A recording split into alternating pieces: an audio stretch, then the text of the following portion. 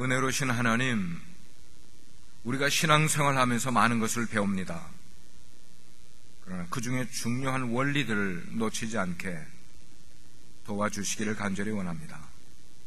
들은 것 같은데, 마음에 새겨진 것 같은데 우리가 삶을 살다 보면 삶의 중요한 순간에 잊어버릴 때가 있고 생각이 나지 않을 때가 많습니다. 오늘도 그러한 중요한 원리 한 가지를 사랑하는 성도들과 나누려고 합니다. 주께서 우리에게 깨닫는 지혜를 더해 주옵소서. 예수님의 이름으로 기도합니다. 아멘. 세상 사람들이 그러더라고요. 돈 버는데도 원리가 있다. 돈을 그냥 버는 게 아니라 그 원리가 있는 대로 하면은, 그래서 돈을 잘 버는 사람은 그 원리를 안대요. 미국의 거부 워렌 버핏, 그 사람은 돈을 버는 원리를 알고 있는 사람으로 사람들에게 많이 인식이 돼 있어서 그 사람하고 특별한 시간을 내서 점심 한 끼 먹는데 300만 불을 들여가지고 돈을 그분에게 주고 점심 한 번 같이 먹는답니다. 뭘 배우려고요? 그 사람이 돈 버는 원리를 알고 있기 때문에 그 소스를 얻기 위해서 식사 한 번 하면서 300만 불을 준다는 거예요. 저는 우리 신앙생활에 원리가 있다고 생각을 해요. 그래서 이 원리를 우리가 잘 터득하면은 인생을 살아가는 것이나 우리가 삶을 살아가는데 어렵지 않게 인생을 살아갈 수 있다고 생각을 해요. 흔들리지도 않고요. 세상이 아무리 요동해도 거기에 내 마음을 뺏기지 않고도 살아갈 수 있으려면은 신앙생활의 원리를 잘 터득하면 된다고 생각을 해요. 제가 성경을 쭉 읽다 보니까 예수님께서 십자가에 달리시기 얼마 전가 되니까 십자가 사건이 점점 더 가까워오게 될 때에 그 예수님을 따르는 제자들에게 말씀하시는 그 말씀 가운데는 이전의 것보다 더 깊고 더 어렵고 더 힘든 것들을 제자들에게 요구하시는 것을 봤어요. 저는 이것이 오늘을 신앙생활하고 있는 우리들에게도 동일하게 적용되는 것이 아닐까 생각을 해요. 우리가 신앙의 연수가 많아지고 신앙의 어떤 연륜이 더 깊어지면 깊어질수록 우리 주님께서 우리에게 요구하시는 그 어떤 결단해야 될 일들이 이전보다 초기 신앙생활 할 때보다 더 깊은 것, 더 힘든 것들을 우리에게 요구하신다는 것을, 그런 신앙의 결단을 요구하신다는 것을 성경을 읽으면서 깨닫게 돼요. 오늘 우리가 읽은 본문에 나오는 젊은 청년관은 부자였습니다. 그는 아마 조상대대로 신앙생활을 해오는 집안에서 태어났던 사람 같아요. 이 사람이 한 가지 예예요. 그가 신앙생활을 쭉 해오는 가운데 그가 풀지 못한 고민을 풀기 위해서 갑자기 주님 앞에 나타났어요. 주님을 찾아왔단 말이에요. 오늘날로 말하면 그는 여피족이라고 말할 수 있어요. Young Urban Professionals. 젊지만 웬만한 것, 세상 사람들이 추구하는 것들을 이미 다 가지고 누리며 살아가는 사람들, 여피라고 그래요. 아마 이 사람은 그런 사람이었을 것 같아요. 그는 부유했어요. 젊은이인데 이태리째 구두를 신고 다니네. 고급 양복을 입어요. 뿐만 아니고 그는 지금 잘 나간다는 어떤 스탁의 정보를 잘 알고 있기 때문에 그가 투자하는 스탁은 쪽쪽 아주 높은 이윤을 얻으면서 남부란 듯이 스탁에 성공하는 삶을 살아가고 있어요. 적어도 BMW는 타겠죠. 잘 나가는 청년이에요. 나이가 많이 들어서 성공한 것 아니라 지금 젊은 사람이에요. 그는 정기적으로 짐을 다니면서 피트니스 센터를 다니면서 자기 몸을 만드는 사람이에요. 돈 버는 데만 집중해야 하는 게 아니라 자기 건강을 생각을 하면서 건강을 얼마나 단련하는지 몰라. 오늘 말로이라면 식스팩을 가지고 있는 그런 청년이었어요. 이런 건강을 잘 유지하다 보니까 이 청년에게는 아무리 일을 많이 한다 할지라도 피로를 느끼지 않을 정도로 그는 건강에 자신을 가지고 있는 사람이었어요. 그에게 죽음이 생각이 되겠어요? 아니요. 이 청년에게는 죽음에 대한 두려움이 전혀 없는 그런 젊음을 구가하는 삶을 살아가고 있는 사람이었어요. 그는 권력도 있었습니다. 자기 주변에 있는 친구들 가운데 아직까지 뭔가 세상에서 제대로 일구지 못한 사람이 이 청년을 찾아와서 무언가를 부탁을 하면은 충분히 그 부탁을 들어서 그의 소원을 만들어 줄 정도로 그는 세상의 권력, 백을 가지고 인생을 살아가던 그런 부자 관원이었어요. 그는 스마트한 청년이었어요. 적어도 자기가 가는 길이 무슨 길인지를 알고 있었고, 내일이면은 이 세상이 어떻게 돌아갈지를 알고 미리 그것을 준비를 하면서 아마 3년 후에는 내가 이런 위치에 가 있을 것이라는 예견을 하는 그대로 3년 후에는 자기가 원하는 위치를 확보할 줄 아는 그 정도의 능력이 있는 그런 스마트한 청년이었었어요. 인생에서 모든 것, 불안한 것도 없었고 힘든 것도 없었고 남들에게 꿀리는 것 하나 없이 인생을 살아가던 그런 부자 청년, 한마디로 말해서 prosperity, 부를 갖고 있었어요. 그는 젊음도 있었습니다. 그는 파워도 있었어요. 오늘날 세상 사람들이 갖기를 원하는 것 모조리 다 가지면서 젊음을 살아가던 자기 시대를 주름잡는 그런 청년의 모습이었어요. 오늘까지 그의 삶은 적어도 고속도로를 아주 그냥 싱싱 달리는 것 같은 그런 질주하는 그런 삶을 살면서 인조이하고 사람들에게 좋은 평판을 들으면서 삶을 살아오던 사람이었어요. 그런데 오늘 웬일인지 그의 인생에 어떤 중요한 고민거리를 가지고 의문을 가지고 그 의문의 내용이 어떤 것인지 성경은 기록하지 않고 있었어요. 그가 두려워서인지 인생에 어떤 걱정이 있었던지 미래의 어떤 비전을 멘토링을 받기 위해서인지 그런 것이 아니라 우리가 알 수 있는 거죠. 웬일인지 그가 인생의 조언을 듣기 위해서 30평생 목수 생활을 해왔던 예수라는 청년 앞에 이 젊은 관원이 나왔다는 것이에요. 그리고 이 청년이 예수님께 질문을 던졌어요. Master, Master, what good things must I do to get eternal life? 선생님이여, 선생님이여, 내가 무슨 선한 일을 해야만 영생을 얻을 수 있으리까? 와우, 돈 버는 질문이 아니었어요. 어떻게 하면 내 건강을 더 잘 유지시키는 질문도 아니었고, 어떻게 하면 내가 더 세상에서 평판을 받는 출세하는 그런 질문이 아니었어요. 이 젊은 부자 관원의 질문은 영생에 대한 질문이었단 말이에요. What good thing must I do to get eternal life? 저는 이 부자 청년의 태도를 보면서 이 부자 청년은 오늘을 살아가며 신앙생활하고 있는 우리들보다는 적어도 낫다고 저는 생각을 해요.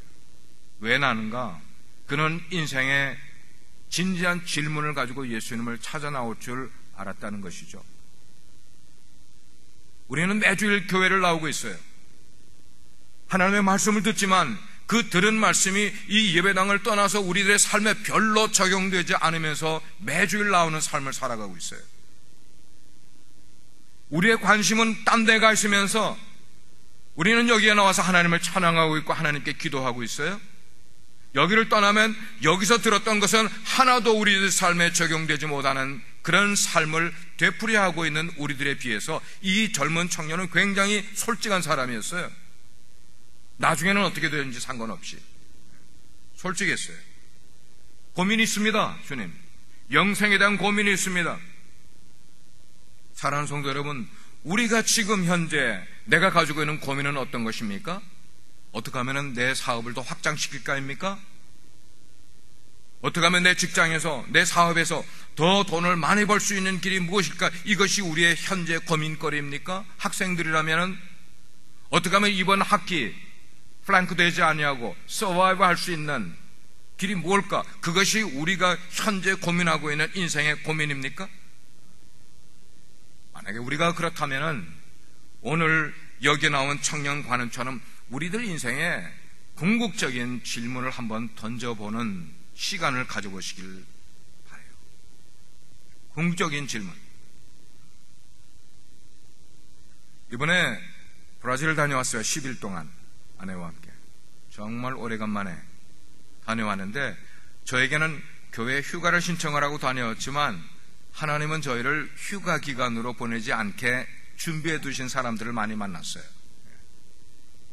얼마나 많은 사람들을 만나게, 그분들이 어떻게 하여튼 제가 가게 되는 것을 아는 사람들이, 굉장히 기다리고 있는 사람들이 여러 그룹이 있었어요. 저희들을 만나기를 사모하는 사람들도 있었고, 가정들 방문할 때마다. 그래서 저는 이번 여행은 어쩌면 아이터너리 이벤젤리즘이지 아니었는가. 사도 바울이 고린도 지역에 가서 거기서 브리스길라와 아길라 집에서 하나님의 말씀을 강론을 했고, 사람들이 모여들었고, 빌립보에서는 루디아라는 여성의 집에 사람들이 모여서 사도 바울의 강론을 들으면서 빌립보 교회가 시작이 된 것처럼, 마게도냐 지역에도, 에베소 지역에도, 데살로니가 지역에도 사도 바울이 가는 곳마다 가정에 들러서 하나님의 말씀을 사람들과 형식도 없이, 사회자가 있었습니까? 성가대가 있었습니까? 특성이 있었습니까? 대표기도가 있었습니까? 그런 것 전혀 없이 그냥 자유롭게 가정에 들어가 혹은 별장에서 사람들과 만나서 하나님의 말씀을 나눌 수 있고, 신앙의 조언을 들을 수 있고, 그들을 격려해 줄 수 있는 그런 시간을 가졌던 것이 얼마나 저희들에게 은혜가 되는지 오히려 좋아요. 여러 사람들을 만났어요. 제가 거기에 청년부 회장을 하고 있을 때 청년부에 있었던 사람들이 하루는 월요일 저녁에는 같이 식사를 합시다. 한 10명 정도가 모였어요. 장로님, 권사님들이 되신 분들이 여러분이세요. 제가 카톡을, 오늘의 말씀을 우리 가족들에게 보내면은 우리 조카가 또 얘기 들으니까 한 100명 정도에게 보낸대. 권사회 사람들에게 한 50명 정도에게 보내고, 또 장로회, 매형이 장로신데 장로회에다가 보내면 또 수십 명의 장로님들이 그걸 또 보고. 근데 갔더니 어느 장로님 부부, 장로님 권사님 부부가 목사님을 꼭 뵙기를 원한다고, 같이 식사를 한번 꼭 했으면 좋겠다고 여러 번 조카를 통해서 전갈이 오는데도 시간을 못 가졌어요. 근데 나중에는 식사를 대접할 수 있는 돈을 보내주시더라고요. 이런 교제 속에서 제가 여러분께 한 분을 소개를 하려고 그래요. 사라 김 권사님이라는, 남편이 브라질 분이세요. 특이하게 마우루라는 그 브라질 분과 결혼을 해서 두 아들을 낳은 분인데, 이분이 성경에 나오는 꼭 루디아 같은 분이었어요. 제가 이번에 가서 그분의 삶을 보니까 정말 이런 분이 계시구나. 이분은 사업을 경영하는 수완이 남자 이상으로 수완이 참 좋은 분이세요. 그래서 브라질 상파울로에 그 의류 상가가 양대 산맥이 있는데, 하나는 봉에치로라는 곳이고 하나는 브라스라는 곳인데, 이 두 상권이 남미 전체의 의류를 커버하는 곳이에요. 어마어마한 매장들이, 수천 개의 의류 가게들이 쫙 들어있는데 많은 한인들이 거기서 제품을 하고 가게에서 내고 있어요. 그 양대 그쪽에서도 가장 중요한 스트릿에 가게를 하나씩 갖고 계세요. 그래서 한 가게에 종업원이 한 30명 정도씩 종업원을 데리고 의류 가게를 하시는 거예요. 그러니까 뭐 바쁘게 세계를 다니면서 모델을 뽑고, 뭐 거기 그 자체도 다 있겠지만, 근데 이분이 어떤 삶을 살아가는가 하면은, 자기하고 어떤 그 동업을 해서 하면은 그 동업을 하는 사람을 돕기 위해서 동업을 하더라고요, 이분은. 그래서 동업을 하다가 이 가게가 몇 년을 경영을 하다가 자리를 잡아서 제 위치가 되면은 자기 몫을 딱 빼고 이 가게를 그 사람이 운영하게끔 독점으로 주는 거예요. 그러면 이 가게 잘 돼요. 또 다른 가게를 시작을 해서 거기도 또 사람을 들여서 동업을 하게 만들어. 네. 그래서 동업을 하다가 이 가게가 위에 오면, 상당히 그 좋은 그 매상에 오르면은 자기 몫을 떼가지고 나가서 이 사람으로 단독으로 가게를 오운하게 하고 또 자기는 만들고. 지금도 보니까 어느 그 브라질 매니저를 자기 가게에 한 15년 정도 일했던 브라질 매니저를 또 동업을 해가지고 새 가게를 차렸는데 너무너무 잘 되는 가게예요. 그것도 몇 년이 지나면은 그분에게 다 물려준다는 거죠. 그리고 자기와 함께 일하는 사람들 가운데 어려운 사람은 집을 사줘. 집을 사줘. 이 사람도 사주고 저 사람도 사주고. 그러니까 소위 사람을 키워서 그 사람이 자기 스스로 독립해서 잘 살아갈 수 있게끔 그런 걸 배려해 줄 줄 아는 그분이에요. 근데 이분이 자기 수하에 있는 사람들을 위해서 저를 초청을 하는 거예요.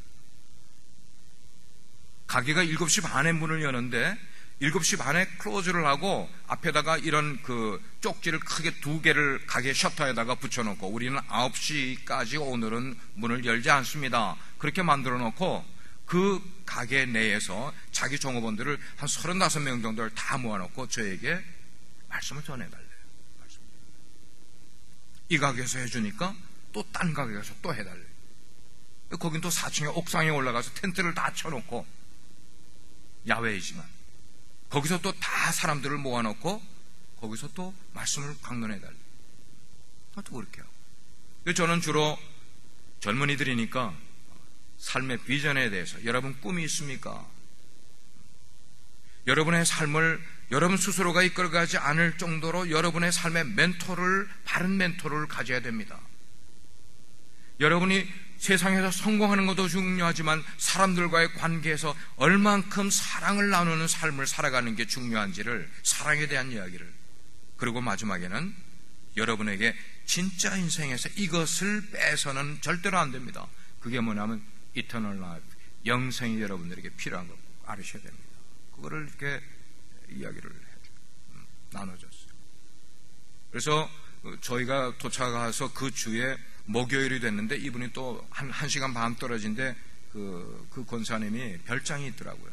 그 별장으로 초대를 했어요. 그래 갔더니 꾸역꾸역 사람들이 자기 아들의 친구들을 다 부른 거예요. 자기 아들의 친구들. 이 친구들, 젊은 친구들, 브라질 친구들을 챌린지를 좀 줬으면 좋겠습니다.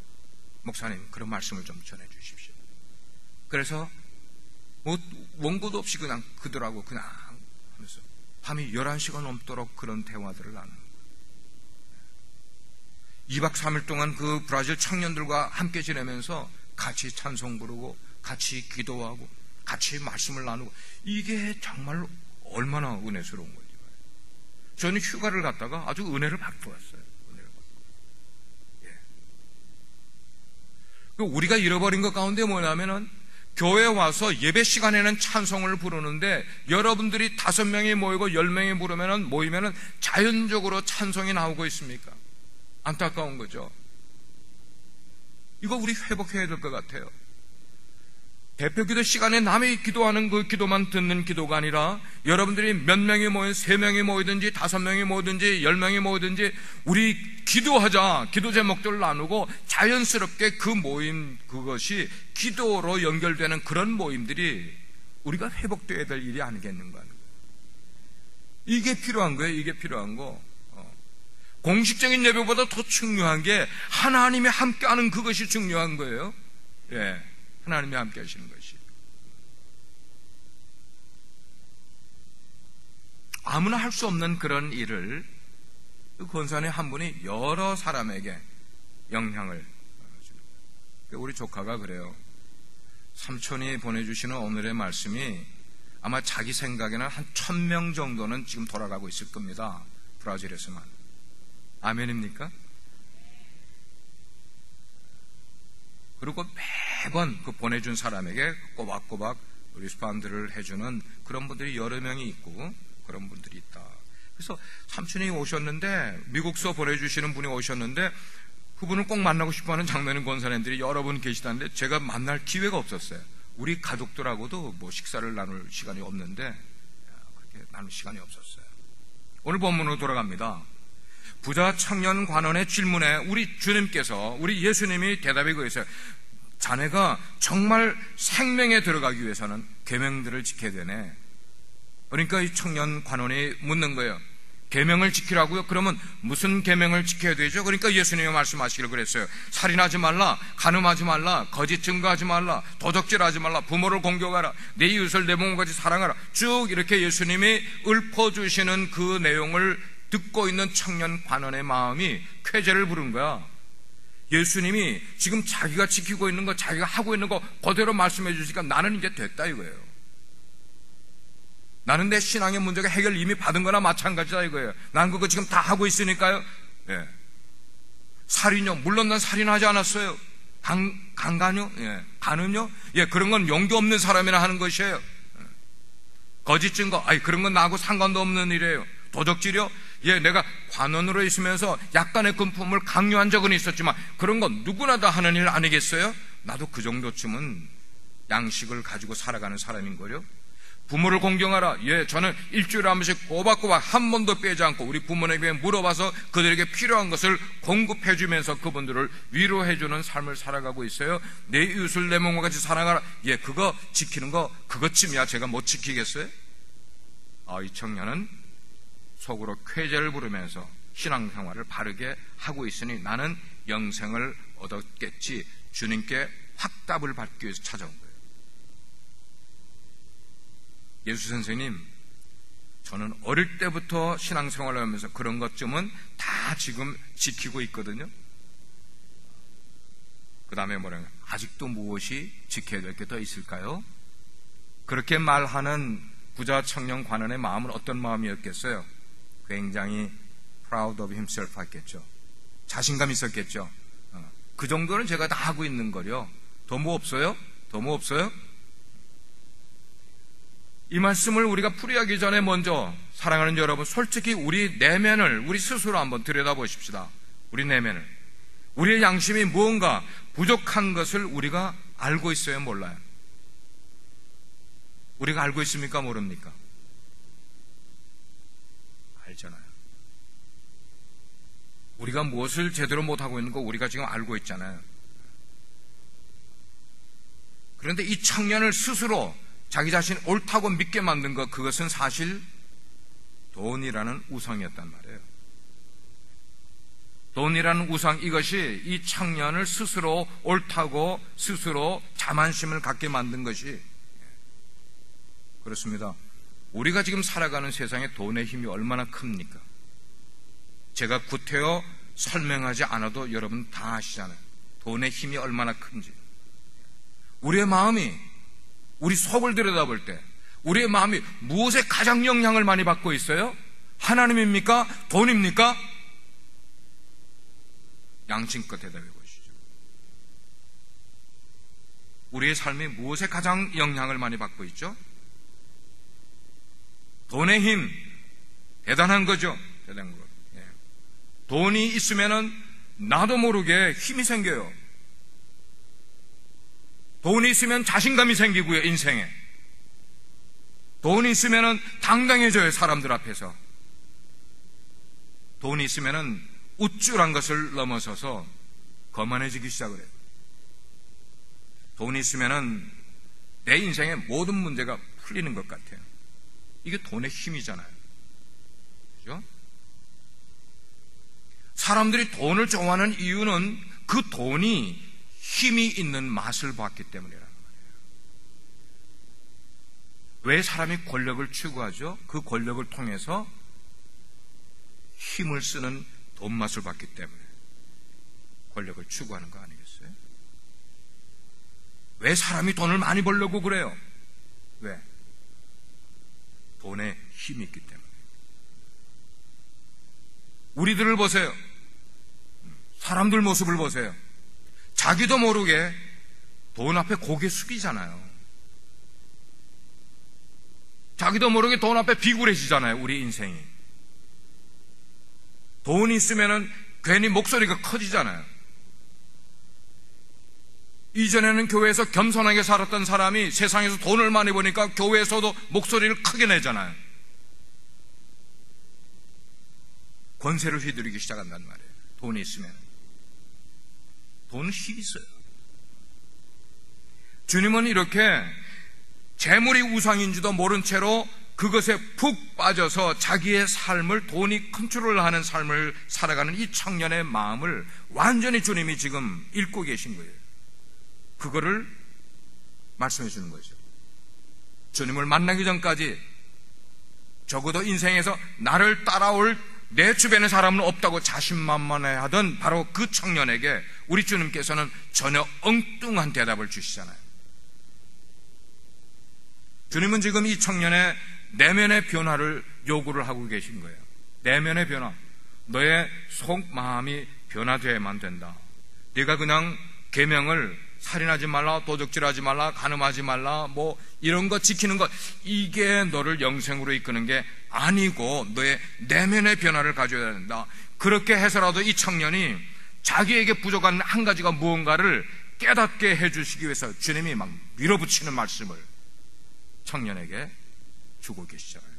이보게 청년, 자네에게 아직도 한 가지 부족한 게 있어. 아직도 한 가지 부족한 게 있어. 자네가 온전해지려고 한다면, 이 온전해지려고 한다는 게 하늘나라에 갈 수 있기 위해서는 가서 너의 재산을 다 팔게, 그리고 그 판 것을 가난한 사람들에게 나누어 줘보게. 그러면은 하늘의 보화가 자네에게 있게 될 거예요. 그리고 나서 나를 쫓아오게. 충격이에요. 그 젊은이는 예수님의 그 한마디 말씀을 듣고는 할 말을 잊어버렸어요. 아니, 그 청년만 할 말을 잃어버린 게 아니라 예수님 주변에서 3년 동안 예수님을 따라다닌 제자들조차도 할 말을 잃어버렸어요. 26절에 그러잖아요. 아니, 그러면 누가 구원을 과연 얻을 수 있습니까? 자기 전 재산을 팔아서 가난한 사람에게 나눠줘야 천국을 소유할 수 있다고 말씀하시니 과연 그렇게 할 수 있는 사람이 누구이겠습니까? 누구의 입에서 나온 거예요? 예수님의 제자들의 입에서 나온 거예요. 결국 이 부자 청년 관원이 씨름한 문제의 발단은 그 사람이 소유하고 있는 물질 때문이었다는 겁니다. 물질 때문이었어요. 아마 주님께서 이 청년에게 그렇게밖에 처방하실 수 없었던 이유는, 이 청년은 이런 자기 물질을 하나님을 위해서, 하나님의 일을 위해서 써야만 그 청년이 가지고 있는 문제, 그것은 하나님 자리에 재물이라는 우상을 세우는 그 문제는 그렇게밖에 해결할 수가 없겠기 때문에 그렇게 처방을 했을 것이에요. 자네가 정말 영생을 얻기 원하는가? 그러면 자네의 재물을 팔아서 가난한 자들에게 나눠주고 나를 쫓게. 여러분, 오늘 우리가 이 말씀을 왜 읽었을까요? 왜 읽었을까요? 우리에게 주시기 때문에 읽었어요. 우리에게 퀘스천하기 때문에요. 이 말씀이 여러분에게도 충격적이지 않습니까? 2000년 전에 있었던 일이니까 다행이라고 지나갈 이야기입니까, 이게? 아니죠. 이 패라그래프는 읽는 2000년 기독교에서 누구든지 이 패라그래프를 읽는 그런 사람들에게 동일한 질문인 거예요. 동일한 질문인 거예요. 이제까지 우리들의 모든 삶이 어떻게 살아왔어요? 우리가 노력하고 노력의 대가로 우리가 얻은 것으로 우리가 인생을 살아오지 않았습니까? 당신이 공부한 대로 학위를 받았잖아요. 당신이 직장을 가지고 당신이 사업을 한 노력한 대가로 여러분들이 부를 가지고 있잖아요. 그리고 여러분들이 인생을 살아오면서 사람들에게 나타낸 그것만큼 여러분들이 사람들로부터 칭송을 받으며 인생을 살아오고 있지 않습니까? 우리가 노력해서 굉장히 합리적인 것처럼 우리는 오늘 우리의 모습을 판단을 하고 있어요. 그러나 주님께서 우리에게 질문하는 게 있어요. 아직도 한 가지가 부족하네. 아직도 한 가지 부족하다는 거예요. 여러분, 구원이라는 것은 사실 우리가 가지고 있는, 우리가 소유하고 있는 그 모든 것을 다 지불을 하고도 그 구원이라는 것을 얻으려면은, 구원은 아직까지도 너무 우리의 것으로 미치지 못할 만큼 값비싼 비용을 치러야 된다는 거 아세요? 알량하게 우리가 인생을 몇십 년 살면서 모아놓은 재산, 그거 100배, 1000배, 억배를 줘도 구원을 얻을 수 있을 만큼의 구원이 그 정도 값이 된다고 생각하십니까? 아니에요. 아니에요. 구원은 우리가 매주일 드리는 헌금 억년을 드려도 그 헌금 드리는 것으로 구원을 살 수 있을 만큼의 구원의 가치는 그것보다 얼마나 더 큰 건지 몰라요. 구원은 그렇게 비싼 거예요.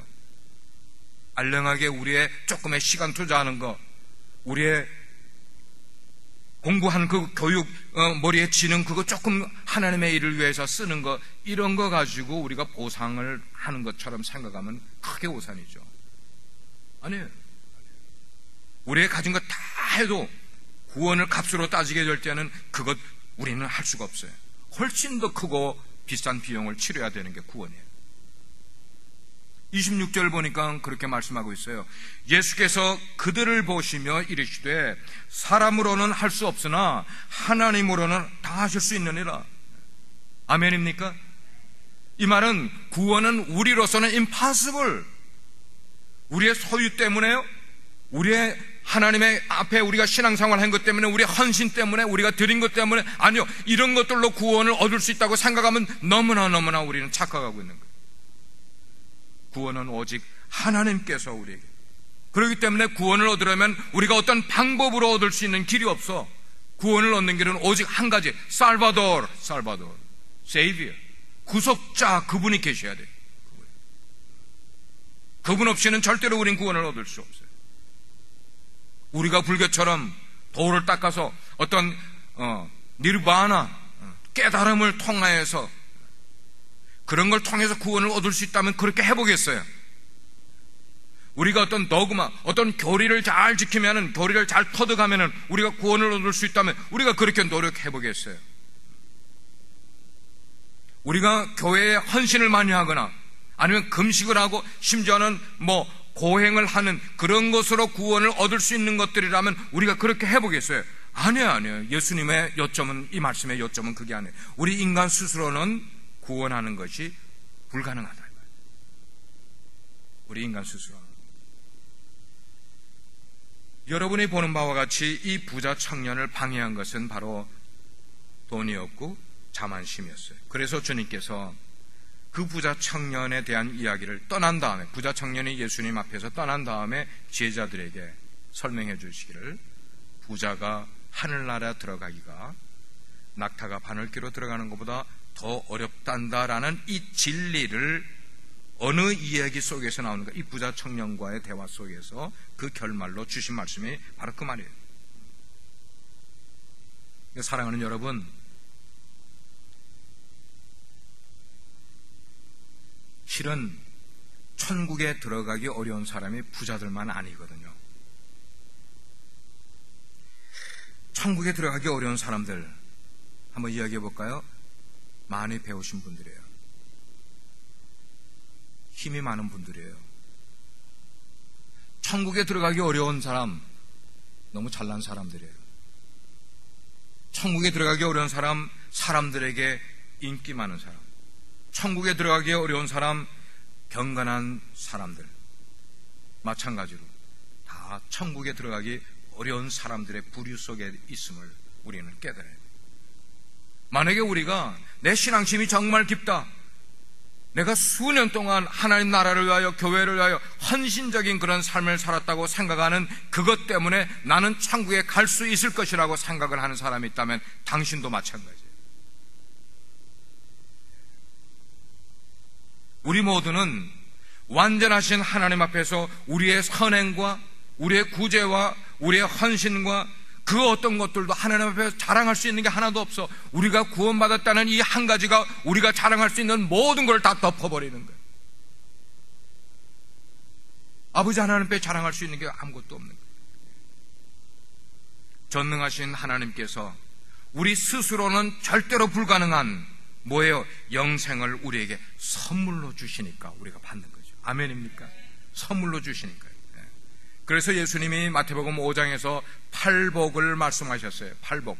하늘나라의 8가지 복을 말씀하시는 그 첫 번째 메시지에 뭐라고 말씀하셨어요? 심령이 가난한 자는 복이 있나니. 여러분, 심령이 가난한 것을 깨닫고 계세요? 심령이 가난한 건 뭐예요? 암하레츠, 심령이 가난한 자. 이건 땅의 사람들이라는 뜻인데, 땅의 사람들이라는 것은 아무것도 나에게는 없어서 오직 하나님만 의지하지 아니하고는 나는 인생에 아무것도 없다는 존재. 정말 하나님 없이는 내 인생에서 아무것도 선택의 여지가 없다는 것을 깨달은 마음, 그게 심령이 가난한 자예요. 그게 가난한 심령이라고요. 가난한 심령은 단순한 삶이에요. 심플 라이프예요. 인생을 복잡하지 않게 사는 거예요. 이 세상에 마음 썼던 것들을 자꾸 비워가는 그런 마음, 가난한 마음이, 물질에 대해서도 초월하려고 하고, 내 욕망에 대해서도 세속적인 야망을 버리려고 하고, 계산적이고 이기적인 그런 마음들을 하나씩 내려놓는, 이렇게 내 육체 속에 있는 그런 마음의 욕심들을 내려놓고 비우고 단순한 마음이 될 때 그 마음을 우리는 뭐라고 하는가 하면 심령이 가난한 마음이라고. 우리가 그런 마음 갖고 있습니까? 그런 마음을 갖고 있으면 이미 천국이 그의 마음 가운데 임하였다고 말씀을 하고, 하나님 나라가 그런 마음 가운데 임한다고 말씀을 하고 있는, 오늘 본문에서 우리 주님께서는 이 부자 청년에게 아직도 한 가지 부족한 게 내게 있다, 그걸 지적해 줬잖아요. 그런데도 청년은 주님께서 아직도 한 가지 부족한 그 이후에 설명한 그 내용을, 주님의 의도를 파악했어요, 못했어요? 파악하지 못했어요. 예수님이 직접 설명해 주셨는데도 이 부자 청년은 파악하지 못했어요. 왜 파악하지 못했을까요? 자신이 갖고 있는 그 거짓 신, 재물, 이 사람에게 하나님은 전능하신 하나님이 아니라 재물이 그의 인생의 하나님이었던 것이었어요. 그것 때문에 조금도 그것을 가난한 자들에게 나눠줄 그런 마음이 안 되기 때문에 근심하며 예수님 앞을 떠나갔던 거죠. 그럼 뭐예요? 이 청년에게는 하나님보다 뭐가 더 중요했어요? 재물이 더 중요했어요. 여러분이 부자 청년 관원뿐입니까? 부자 청년 관원만 지금 재물 때문에 하나님을 거부한 겁니까? 솔직해야죠. 우리 솔직해야죠. 그리고 그는 자기의 마음을 변화시켜 주려고 하는 그 예수님의 그 말씀을 순종하지 않고 결국 근심하면서 예수님 떠나갔어요. 아마 이 청년은 두 가지 부를 다 가지고 싶었던 것 같아요. 세상의 부와 하늘나라의 부. 하늘나라의 부는 뭐예요? 이터널 라이프잖아요. 영원한 생명이잖아요. 그것과 세상의 것을 함께 다 가지려고 양다리를 그렇게 걸치, 그런 삶. 이 시간 주님께서 우리 각자에게 질문하셔요. 아무개 너에게 한 가지 아직도 부족한 게 있다네. 아직도 한 가지 부족하게 돼. 그렇게 말씀하시면 그게 뭘까? 요한계시록을 보게 되면 7교회가 나와요. 그 7교회 나온 가운데 보니까 에베소 교회에 한 가지 부족한 것은 첫사랑을 잃어버렸다고 그랬어요. 어쩌면 우리 가운데 하나님께 대한 첫사랑을 잃어버린 분 계실 거예요. 고린도 교회 보면은 처음에는 성령으로 시작했는데 나중에는 뭐예요? 육체로 맞춰버렸어요. 그게 고린도 교회의 한 가지 부족한 것이었어요. 우리 빛과 소금의 교회를 하나님이 보실 때 한 가지 부족하면은 그게 뭐라고 지적하실 것 같아요? 라오디게아 교회는 한 가지 부족한 것이 차든지 덥든지 해야 되는데 미지근한 신앙을 갖고 있었던 것이 라오디게아 교회의 한 가지 부족한 것이었어요. 마찬가지로 오늘 신앙생활을 하고 있는 저와 여러분, 우리 모두에게 각자 한 가지 부족한 것이 무엇이 있는지를 우리에게 알아야 돼요. 나에게 부족한 것이 무엇이 한 가지 부족한 것인지 그거를 알고 회개하고 주님께로 돌아가게 되면 주님은 오히려 이전에 우리가 잘못했던 것보다 훨씬 더 우리를 높여주시고 우리를 통하여 영광을 받아주시지 않을까. 아멘입니까? 그런 신앙의 마음의 결단을 오늘 요구하신다면 여러분 대답하시겠습니까? 그래서 구체적으로 나의 부족한 것 한 가지, 그것을 우리가 지적받고 그거를 깨닫고, 그래서 그것을 오늘 이 예배당을 떠나서도 여러분들이 그걸 잊어버리지 않으시고 마음에 두면서 계속 묵상하시면서 그 한 가지가 무엇이, 한 가지고 이미 알고 계시다면 그것을 해결받기 위해서 주님을 찾는, 우리가 인생에서 내 영혼이 영생을 얻는 거에 방해되는 것, 장애물이 있다면 그것을 과감하게 예수 그리스도의 이름으로 그거를 없애버리고 내가 순전하게 주님을 찾을 수 있는 우리 모두가 될 수 있기를 주님의 이름으로 축복합니다. 기도하시겠어요? 아버지 하나님, 아직도 한 가지 부족한 것이 무엇인지를 예수님 앞에 찾아 나온 한 부자 청년의 이야기를 통해서 우리가 나눴습니다. 이것은 오늘을 살아가는 우리들에게 꼭 필요한 말씀인 줄 압니다. 하나님, 이것 없이 살아가니까 우리가 우왕좌왕하고 세상의 풍파에 요동하는 삶을 살아가고 있는 것 같습니다. 주님, 흔들리지 않게, 요동하지 않게 우리의 신앙을 붙들어 주시기 원합니다. 오직 한 가지만 붙들고 살아갈 수 있는 저희들 되게 해 주옵소서. 흔들리지 않게 주여 붙들어 주시옵소서. 우리의 잃어버린 한 가지를 회복해서 주님 앞에 영광 돌리는 인생들을 삼아 주옵소서. 예수님의 이름으로 기도합니다.